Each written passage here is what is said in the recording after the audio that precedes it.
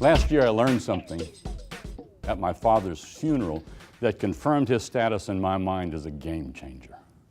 You see, in 1961, he bought a Shell gas station in Iowa, Louisiana. It's a small little town that's sort of what I describe as a bump on the side of the bayou. And when he bought that gas station, he bought everything that went with it. He bought the tires stacked up on the rack. He bought cases and cases of oil. He bought fuel reserves, maxed out the capacity, and an unexpected surprise, a gift. It was Houston Victorian. See, Houston was what they referred to in 1961 as a colored man. See, that was before desegregation had really felt its full impact. Houston had worked with the previous owner for over 20 years, but when Dad bought the gas station, he made the decision to go with him. One night, about 11 o'clock, just before closing, a car pulled up to get filled up. Houston and Dad went to service the car. And after filling up the car, the window rolled down and the driver slipped a $5 bill out of the window to Houston. Houston took the money and handed it to my dad, and my dad said, "Go put it in the cash register." And Houston was shocked. He looked up at him and said, Mr. Joe, I can't do that. Dad said, "Why not?" He said, I'm not allowed to touch the box. Remember those old-time cash registers? You know, the one you hit the big button and the drawer would bing and pop open? Dad looked at Houston and said, "Go put the money in the box." Houston turned around and shuffled into the office, and Dad walked around the corner of the building to watch. And there was Houston standing at that cash register with a hand shaking. And he hit the button, box pops open, and he slipped the money inside and shut it. And for the first time in 20 years, he had been trusted. See, my dad was a game changer for Houston. And you'll find out because of my dad's presence in Houston life, he became a game changer for me. See, that's what we're called upon to do. We're called upon on this face of the earth as we walk in our life to change the games of the people that we come into contact with. And I'm going to share a couple of principles today with you, about 5 different principles that really help us to understand how do you do that? How do you be that game changer? You know, the first one is worth about a penny. It really is. It's about a penny. Okay? Now, I'm looking around the room here, and I see a few people in here that look like you might have a little bit of technical competence in your background. When you look at a penny, what's a penny made out of? Copper, right? Now, I asked a group of high school kids, you know what they said? The little kid in the front row goes, "Copper and zinc." I'm going, "Oh, shut up." Okay? It's copper. Now, this is a magnet, all right? This is a magnet. Now, if I take copper and I put a magnet up against it, what happens? Not much, right? Okay?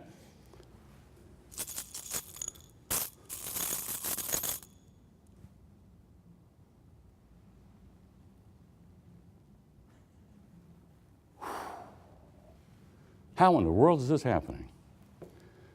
Well, no magic. 1945, World War II, the war machine that we were building to win the war, had sucked all of copper out of the U.S. industries. Pennies that year were made out of steel. See, what I did is I covered these pennies with copper. Put a little shiny covering on the outside. And see, that's what we do in our life. See, each and every one of us, each and every one of you in this room right now have this wonderful, magnificent steel that sits inside of you. But you know what we do? To cope with the busyness of life, we wrap ourselves sometimes with shiny copper. That does not allow people to see the true essence of our soul. And it's only when we become vulnerable and let people look inside of us do they really see the strength of our character. Third point that I want to make that has to do with how we become game changers comes from Pat Riley. You know, the president and chairman of the Miami Heat. Magic Johnson and Larry Bird were playing basketball in college, and they were fierce rivals. And their rivalry extended into the NBA. Magic Johnson ends up with the LA Lakers. Larry Bird ends up with the Boston Celtics. And they are going at each other tooth and nail. And unfortunately, Larry Bird and the Celtics are kicking the Lakers' stuff. The second year that Pat Riley was head coach, he walked in one day. And he walked in with a flip chart. And on the side of the flip chart were Magic Johnson and the rest of the Lakers' statistics. All of the statistics they had from the previous game. Now, on the other side of the flip chart, rather than having the opponent's scores, the opponent's points, the opponent's assists, on the other side of the flip chart were Magic Johnson's career best efforts, what they refer to as CBE. His best effort he ever had in assists. So it really didn't matter what took place in that last game. Instead of competing against the competition, against Larry Bird, Pat Riley pointed him back to himself and said, what was the best that you ever did? What was your career best effort? And are you willing to measure yourself against that? And for some reason, magically, the Lakers' performance rose to epic proportion because they stopped competing against the other guys and they started competing against themselves, their own CB.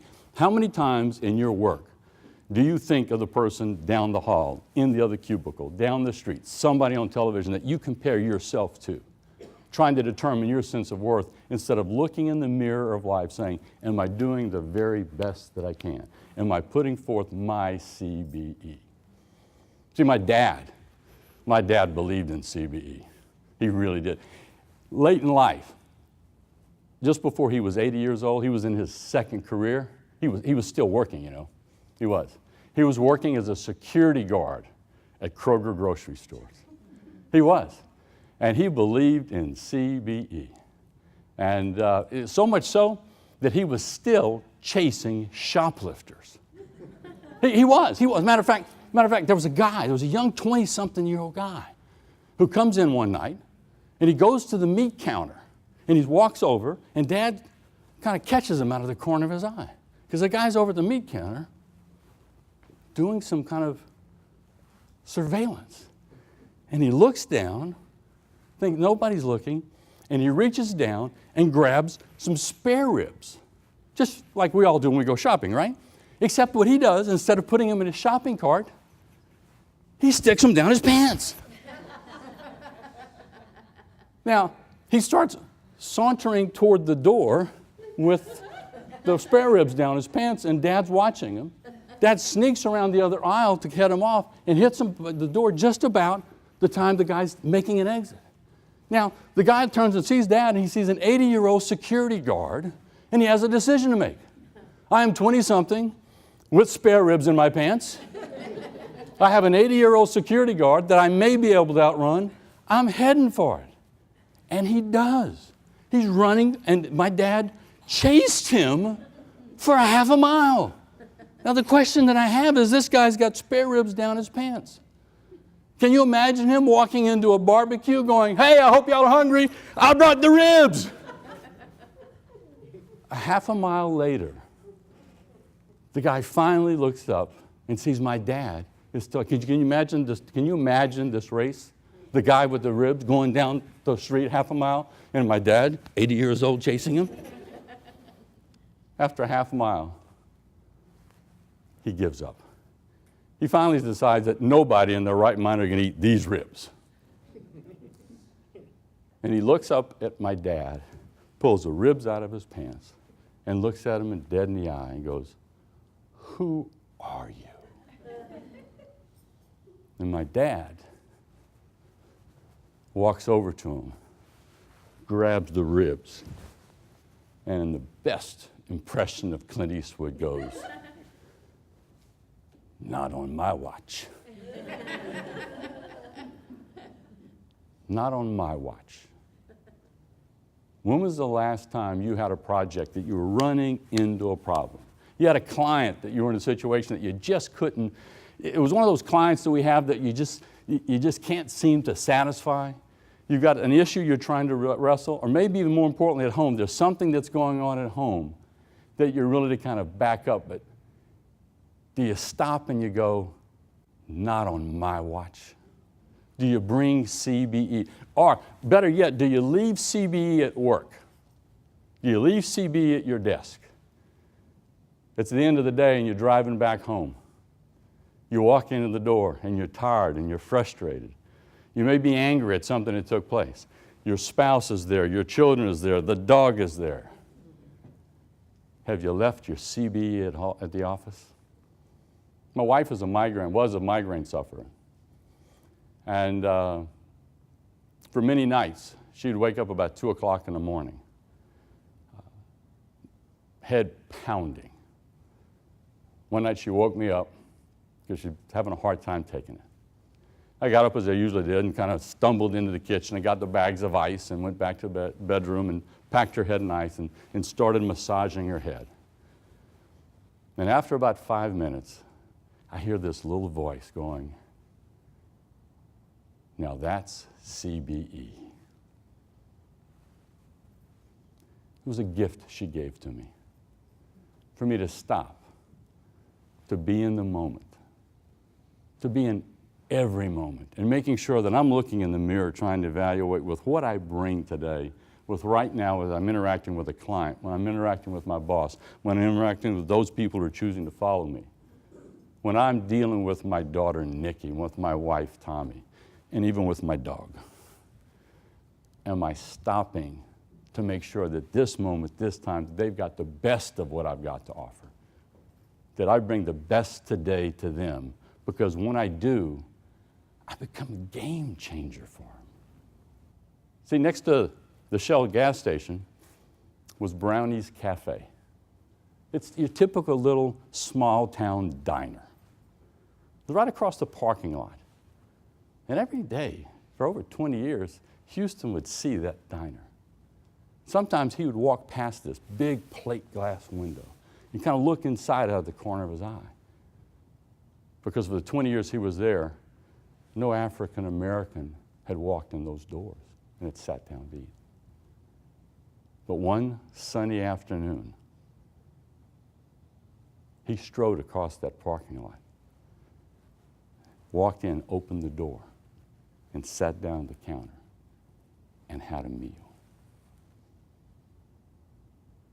He became a game changer because he changed his life. And the way he did it was the first thing he had to do was he had to forget about all the unfairness that he had ever experienced. All of the unfair situations, circumstances, and the way he had been treated. The cards that he had been dealt. He had to leave that behind and look toward the future. And when he did, he changed his life. He changed the life of that town. In his own small way, it changed society. We get an opportunity every day to ask the question, do I want to be a game changer? The question becomes, am I willing to step into that gap, into that space where I am uncomfortable? Because that's where our dreams live. But when you do, you will change the lives of not only yourself, but anybody and everybody you come into contact with. Thank you very much.